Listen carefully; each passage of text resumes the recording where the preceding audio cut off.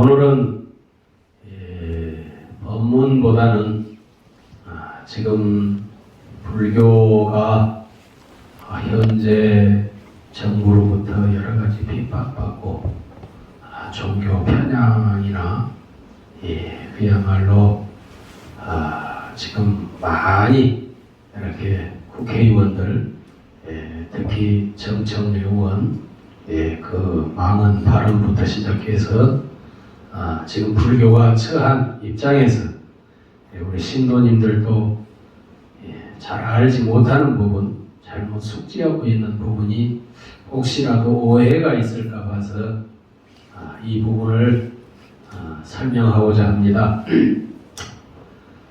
사건이 일어난 게 관심 있으신 분들은 아시겠지만 지난 10월달 국정감사 때 국회의원 민주당 국회의원 정청래 의원께서 발언하기를 해인사에 문화재 관람료를 받는 게 부당하다. 해인사를 가지 않고 3.5km 밖에서 산만 둘러보려고 했는데 왜 해인사 문화재 관람료를 받느냐?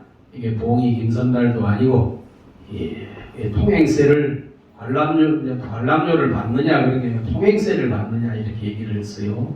봉이 김선달도 아니고 이렇게 얘기를 했습니다. 그래서 이제 종단이 발칵 뒤집혔어요. 소위 문체부, 문화체육부, 그러니까 이제 옛날로 치면 문공부지요. 문화공보부, 나중에 문광부라고 하죠. 문화관광체육부. 그래 문화부에 속한 그 위원입니다. 그런데 문화부에서 하는 일이 뭐냐면은 대한민국의 종교나 종교에 관한 여러 가지 행정을 보는 곳이에요.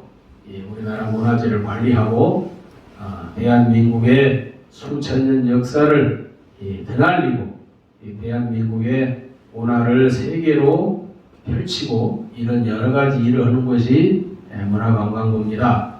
그런데 우리나라 이 문화재의 80%를 차지하고 있는 불교 문화재가 왜 문화재 관람료라는 매표를 하게 되었는가? 여기에는 이제 옛날부터 내려온 여러 가지 우리가 알아야 될 사항이 있습니다. 1962년도에 이 5.16 쿠데타가 일어났죠. 그때 이제 박정희 정권에서 불교 재산관리법이라는 걸 만들었어요. 불교 재산관리법이라는 건 뭐 세세히 설명하는 건 너무나 복잡하고 간단하게 뭐냐면 불교 재산을 국가에서 관리하는 겁니다. 절에서 스님들이 관리하는 게 아니고 국가에서 판사, 검사 그리고 문화공보부 장관이 주지를 자를 수도 있었고 임명할 수도 있었어요. 그래서 그야말로 악법이라는 이런 식으로 불교에서 왜 똑같은 종교인데 왜 불교 재산만 압수를 해서 국가에서 권력을 행사하느냐 그래가지고 아주 거센 저항에 부딪혔었죠.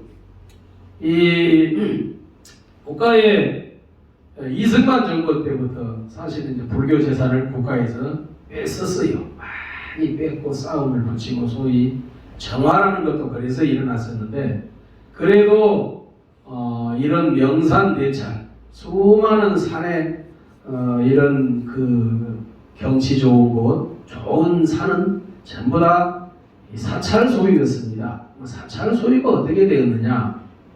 백양사만 해도 역사가 1389년입니다. 1400년에서 11년이 빠지는 역사인데 1400년 동안을 한 곳에 있다 보면 자연스럽게 그 밑에 사촌이 형성이 되고 도시가 형성이 되고 이러면서 자연스럽게 인간이 모여 살게 돼 있습니다.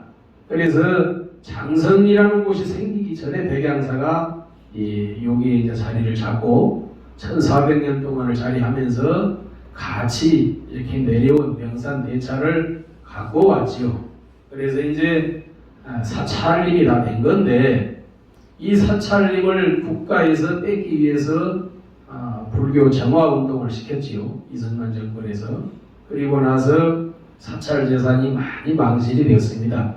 그런데 여기에 다시 5.16 쿠데타 이후에 이 불교 재산을 국가에서 관리하겠다고 불교재산 관리법이라는 법을 만들었어요. 그러다가 이제 거센 반대에 부딪히는 와중에 1967년도에 국립공원을 발족을 했습니다. 국립공원을 발족을 하게 되면서 국립공원을 어디다 합니까? 경치 좋은 산에다 할 수밖에 없지요. 그래서 사찰들을 설득을 했어요. 너희들이 우리에게 사찰림을 국립공원으로 빌려준다면 국립공원 입장료를 다 받아서 입장료의 30%를 절에다 제공을 하겠다. 이렇게 해가지고 사찰의 가치 합동징수라는 명목으로 국립공원 발족을 했습니다. 이때 이 지리산 공원이 1967년도 최초에 만들어졌습니다. 이때 지리산 일대의 산이 거의가 사찰림이었습니다. 지금은 이제 많이 국가 소유가 되었지만 국가에서 그래서 국립공원에 우리가 너희에게 입장료를 주면서 30%를 합동징수하면서 주는 대신에 우리가 산에 가지고 있는 국립공원 유지를 하는 프로테지가 필요하다. 그래서 강압적으로 불교 사찰 땅을 매입을 했습니다. 그때 당시에. 그래서 화엄사, 쌍계사, 천은사, 지리산 일대의 그 모든 땅들이 다 사찰 땅이었는데 이 땅들을 국립공원에서 많은 프로테지로 매입을 했어요. 이때가 83년, 84년 이때 이제 많이 매입을 했습니다. 이제 백양사도 71년도에 국립공원이 만들어지고 그렇게 되었지요. 국립공원 측에서는 한 번도 30% 입장료를 준 적이 사찰에 준 적이 없습니다. 가장 많이 받았던 해인사가 15%를 받았고 백양사는 많이 받을 때는 12%, 그 아닐 때는 10%를 받고 사찰을 운영했지요. 공원 입장료를 받기 전에 우리나라 불교재산관리법이 발표되면서 사찰에서는 전부 문화재 관람료를 100원, 200원 이렇게 받았었습니다. 그런데 이제 국립공원이 들어서면서 입장료를 통폐합해서 받게 된 사연이었지요. 그러다가 1987년도에 2007년도에 국립공원이 어느 날 갑자기 서로 간에 이렇게 합동 징수하던 것을 사찰과는 서로 상의하지 않고 국민에게 공원을 돌려드립니다 이러면서 국립공원 입장료를 폐지를 했어요. 그래서 이제 사찰만 이 문화재 관람료를 계속 받아서 문화재 보수를 해오는 이 사찰만 완전히 황당하게 모든 덤터기를 뒤집어 썼습니다. 이 국립공원에서는 돈을 안 받는데 이 사찰만 돈을 받게 되는 이 모든 이 오명을 다 뒤집어 쓰는 그런 상황이 만들어졌지요. 그러고 나서 지금까지 이렇게 이제 관람료, 문화재 관람료를 우리가 이제 받고 있는데 문화재 관람료가 사실은 우리가 받지 않아야 되는 부분도 있습니다. 그렇지만은 세계적으로 모든 문화재라고 하는 것은 문화재 관람료라고 하는 것은 안 받는 곳이 한 곳도 없습니다. 파리, 영국 대영박물관, 프랑스 루브르 박물관, 그 외에 하다못해 캄보디아 그 궁전까지 거의 관람료가 28,000원부터 17,000원까지 거의 이 외국의 국보급 문화재는 전부 그렇게 받고 있습니다. 문화재 관람료. 우리나라는 보통 1,500원에서 3,000원을 받습니다. 그래서 한편으로는 우리 문화재가 너무 가치가 없다. 돈을 너무 싸게 받으니까. 그래서 많은 이상을 받아야 된다. 이렇게 주장하는 분들도 많았습니다. 너무 싸게 받으니까 문화재적 가치가 없어진다. 이래가지고. 그렇지만은 지금까지 이제 이런 식으로 받아서 내려왔는데 사실 문화재 관람료를 안 받아도 좋습니다. 안 받게 되면은 국가에서 이 모든 문화재에 대해서 이 보수하거나 또 문화재를 지키기 위해서는 그 사람이 필요합니다. 야경도 돌아야 되고 산림도 지켜야 되고 이 사찰에 이 방화범도 많이 나오기 때문에 이런 모든 걸 지키기 위해서는 발생하는 경비가 있어요. 그래서 이러한 걸 중단하기 위해서 국가에서 문화재를 지키는 사찰에 일정의 그 사찰을 이게 억압해서 재산을 관리만 할 게 아니라 문화재를 보수하고 보존할 수 있는 뚜렷한 대책을 세워줘야 되는데 그런 거 없이 그냥 재산은 자기네가 관리를 하면서 지금 사찰림 땅 아무것도 개발 못합니다. 전부 국가에서 관리해요. 못하게 돼 있어요. 그래서 우리가 사찰 땅에다가 뭘 지어서 개인적인 영리 사업을 할 수도 없고 오로지 이제 신도님들과 이런 포교 활동으로만 살아남아야 되는데 그러기에는 도저히 살 수 있는 방법이 없습니다. 그래서 국가에서 이제 인심을 쓴 것이 문화재 관람료를 받아라. 그래서 그걸로 사찰을 유지하고 모든 문화재를 보존할 수 있는 그것의 경비를 써라 이러고 해서 문화재 관람료, 문화재법이 생겼어요. 그래서 사찰에 문화재가 있는 곳은 문화재 관람료를 받아라 이렇게 이제 법이 제정이 됐습니다. 그래서 그 법에 따라서 최소 한도의 문화재 입장료를 받고 있습니다. 지금 우리나라에 그 나무 여러 가지 나무 심어놓고 제주도를 가거나 어디 가면 식물원이나 동물원 이런 데 들어가는데 입장료가 보통 5,000원에서 8,000원을 해요. 이 식물원 이렇게 한 몇천 평 만들어 놓고 거기 들어가는데 아무도 불편하지 않습니다. 그런데 사찰에 해인사를 가령 예로 들어볼까요? 해인사 가야산에 있는 해인사는 땅을 안 팔았습니다. 별로 국립공원에다가. 그래서 1,800만 평이 다 해인사 땅입니다. 그래서 명성지 사정이라고 해서 국가공원법에 명성지 사정이라는 그런 법에 의해서 사찰림을 전체가 다 문화재로 포함이 됩니다. 그래서 해인사의 1,800만 평을 돌아보는 그 입장료를 이 매표소에서 받게 돼 있습니다. 그런데 그것을 일반 모르는 사람들은 그걸 봉이 김선달이니 이 돈을 받는데 사찰을 안 보고 산만 타는데 왜 너희가 돈을 받느냐 이렇게 이제 계속 이렇게 사람들이 시비를 하고 나오죠. 이것은 그런데 사실은 이제 사찰에서 계몽이 하지 못한 탓입니다. 신도들에게 여러 가지 이런 부분을 국민들에게 알려야 될 의무가 있는데 이걸 그냥 덮어두고 문화재 관람료라고 이렇게만 받고 있으니까 타종교인들은 불자들은 뭐라고 안 하죠. 불자들은 부처님 집에 가는데 그거야 뭐 불전도 내지만은 매표전료야. 그리고 이제 불자들은 또 신용카드가 있어서 그냥 전국에 어디나 무상으로 갈 수가 있지요. 그러니까 이런데 꼭 불자가 아닌 타종교인들이 왜 절에다가 돈을 보태주느냐? 우리는 산만 타러 갔다. 이러고 이제 꼭 시비를 해요. 그런데 백양사도 150만 평일 때가 다 백양사 공원입니다. 즉 산을 보러 오든 뭘 하든 이 자체가 명성지사적으로 백양사의 소유의 땅이에요. 국립공원 땅이 아니고.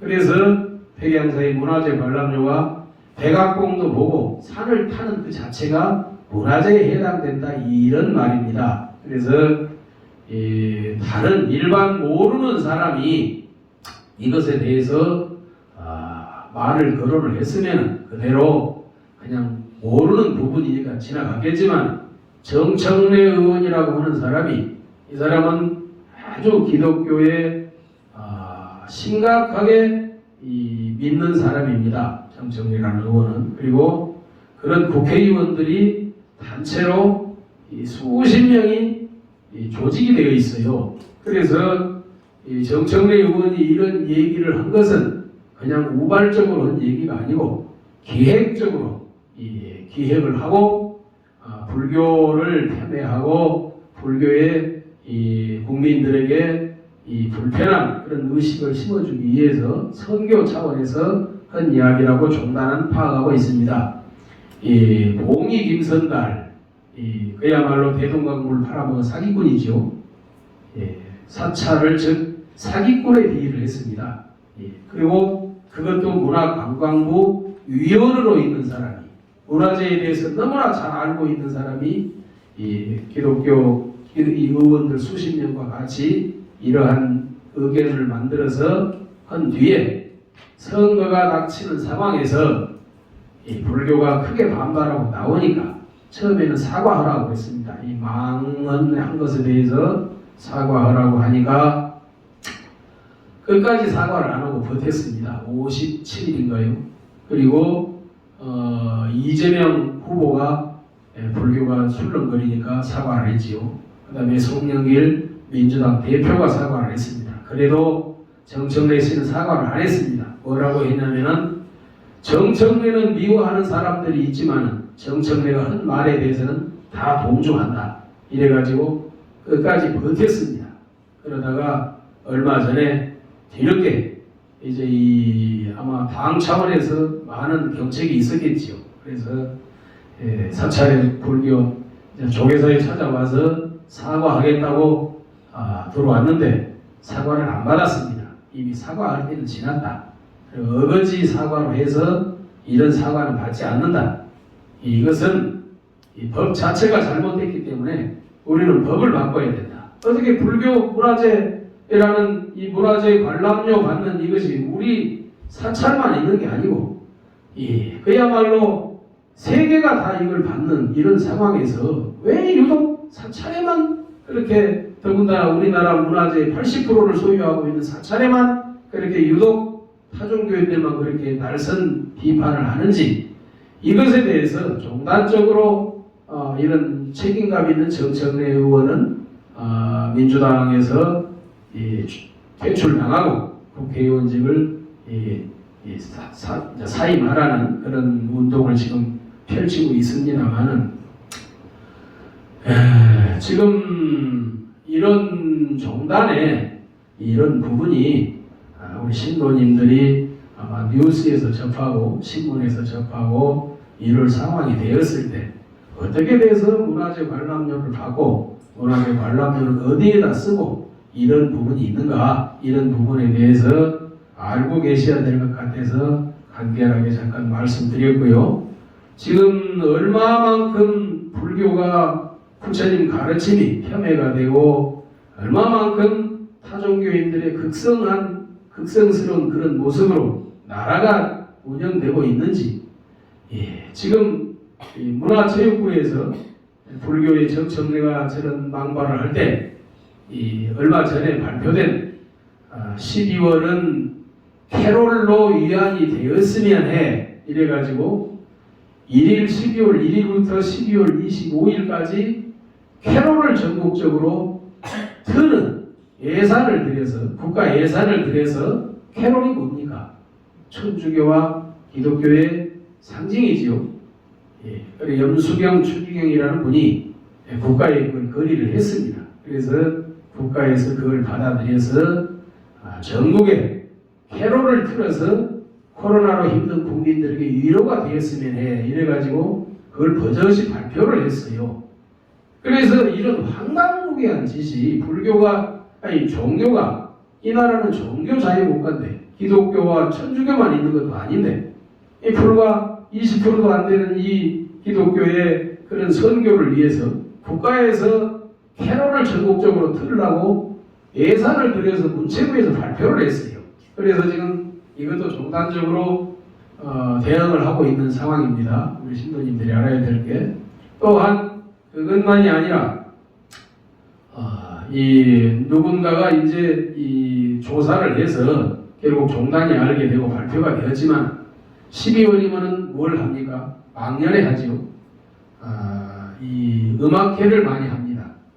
음악회를 하는데 그 수많은 음악 장르가 수도 없이 많은데 유독 우리나라는 꼭 모든 기관에서 기독교 음악으로, 그러니까 찬송가, 피아노곡 찬송가, 이 소프라노 찬송가, 이 찬송가로 음악회가 우리나라 전국 시도 국가 서울 세종문화회관 각지에 조사해본 결과 광주는 100%입니다. 광주는 100%의 음악회가 천주교, 기독교 찬송가를 했어요. 이 음악회 자체가. 그리고 이 전국적으로 80% 가까이가 이 기독교 찬송가를 이 12월 망년의 음악으로 지금까지 연주를 해왔습니다. 심한 곳은 뭐 거의 다 100%고, 이러한 실정이 이번에 발견이 돼가지고 다른 종교에도 강하게 반항을 했어요. 국가에. 어떻게 소위 기관이라고 하는 것 아닙니까? 뭐 시립교향악단, 도립교향악단, 이건 전부 다 이 국가에서 세금을 받고 운영하는, 나라에서 세금을 받고 운영하는 곳인데 전부 찬송가를 연주를 해요. 사람들은 그냥 모르고 듣지요. 음악이니까. 그래서 이게 이번에 발견이 돼가지고 아주 이 종교 편향에 대한 이 과정이 지금 이 정권 들어서고 나서 너무 심하다. 저도 전라도 태생으로 근본적으로 핏줄에 새겨져 있는 진보 성향이라서 많이 참 지금까지 평생을 이렇게 이 진보도 이렇게 해왔지만은 이번 정권만큼은 유달리도 불교에 대해서 이런 상황이 계속 벌어지는 상황이라서 정부에서 종단에서 강한 지금 저항을 하면서 대책을 마련하고 있는 상황입니다. 우리 신도님들께서도 이런 부분은 숙지를 하시고 계셔야 될 것 같아서 일부 말씀을 드렸고요. 말이라고 하는 것이 그렇습니다. 예전에도 항상 얘기했지만은 말이라고 하는 것은 우리가 구시화문이라고 그러죠. 입은 화의 근본이다. 입은 화의 문이다. 옛날부터 말 조심하라는 얘기입니다. 세계의 역사가 항상 전쟁과 모든 이 소용돌이 이런 건 다 입에서 나온 말 때문에 일어난 일입니다. 그러면은 우리가 구시화문만 되고 구시동문은 되지 않느냐? 왜 입에서 나온 말은 다 화문만 되고 화의 근원만 되고 복의 근원이 되지 못하느냐? 이것은 우리가 근본적으로 인간이라는 존재가 남을 칭찬하기보다는 헐뜯기를 좋아한다는 얘기입니다. 말은 우편물과 같다고 저는 생각해요. 반드시 돌고 돌고 돌아서 시간은 걸리지만은 내가 얘기한 사람한테 그 말이 전달됩니다. 반드시 말은 전달됩니다. 내가 만일 이 사람을 욕을 했으면 그 욕이 그 사람 귀에는 안 들리겠지만 돌고 돌고 돌아서 결국에는 그 말이 너를 욕하더라 하는 소리가 그 사람 귀에 들어가요. 그러면 우리가 구시화문이 아니라 구시동문으로 바꾸려면은 어떻게 해야 될까요? 칭찬해 줘야지요.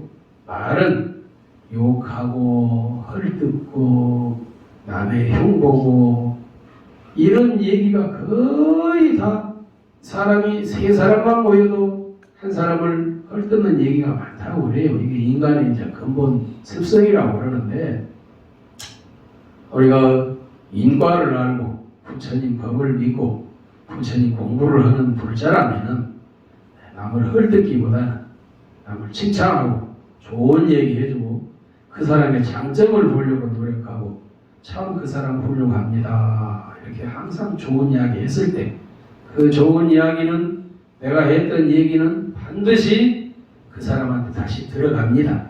그러면 나를 칭찬해주는 사람을 내가 욕하지는 않잖아요. 그 사람 나를 이렇게 칭찬했다. 그분도 참 좋은 분이에요. 이렇게 얘기하지요. 그러면 또 이야기가 이 속에 들어갔어. 서로 간에 항상 좋은 얘기를 그 사람에 대한 호감을 품고 좋은 얘기를 이렇게 할 때는 이게 구시동문으로 변한다고 생각합니다.